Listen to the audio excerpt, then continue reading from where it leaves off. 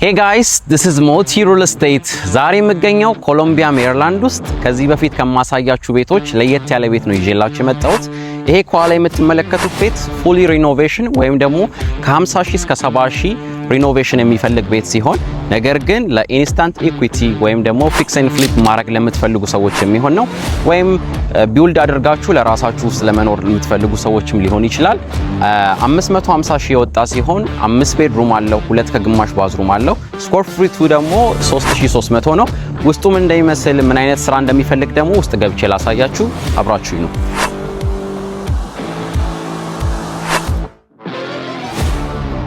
እንደነገርኳችሁ ቤቱ ፉሊ ሪኖቬሽን ይፈልጋል። ነገር ግን ሪኖቬት ካደረጋችሁት በኋላ የቤቱ ቫልዩ ከ30 እስከ 35% ድረስ ሊጨምር ይችላል። እዚህ አካባቢ ላይ ጥሩ ኮንዲሽን ላይ ያሉ ቤቶች ከ750 እስከ 800 ድረስ ነው እየተሸጡ ያሉት። እንደገባን በቀኝ በኩል ሊቪንግ ሩሙን እናገኛለን። እንደምትመለከቱት መሬቱ ስራ ይፈልጋል፣ እንደዚሁም ደግሞ ፔንት መደረግ አለበት። አብዛኛው ነገር እዚህ ኪችን ውስጥ መቀየር አለበት። ከዚህ ኪችን ላይ በጣም የወደድኩት ነገር ቢኖር ስፔሱን ነው። እንደምታዩት ኦፕን ኪችን አይደለም፣ ነገር ግን በስፔሱ ምክንያት ይሄንን ቲር ዳውን አድርጋችሁ ኦፕን ኪችን ቢልድ ማድረግ ትችላላችሁ።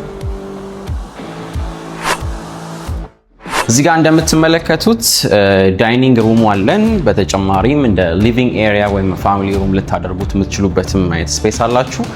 መሬቱና ፔንት ከተቀየረ ጥሩ ኮንዲሽን ሊኖረው ይችላል። ሁለተኛው ሌቭል ላይ 5 ቤድሩም አለን። አሁን የምገኝበት ማስተር ቤድሩም ሆኖ እንደምትመለከቱት በጣም ሰፊ ነው። ከቤድሩሙ አጠገብም ደግሞ እንደ ሲቲንግ ሩም ሊሆንላችሁ የሚችልም ስፔስ አለው። ከማስተር ቤድሩሙ ጋር ኮኔክትድ የሆነ ፉል ባዝሩምም አለው። አሁን የምገኘው ቤዝመንት ውስጥ ነው። እንደምትመለከቱት የራሱ ፉል ቤድሩም አለው። በተጨማሪም ኤግዚት ዶር አለው።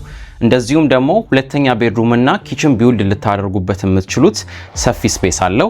ሃፍ ባዝሩም አለው፣ ነገር ግን እሱን ወደ ፉል ባዝሩም ለመቀየር ስፔስ አለው።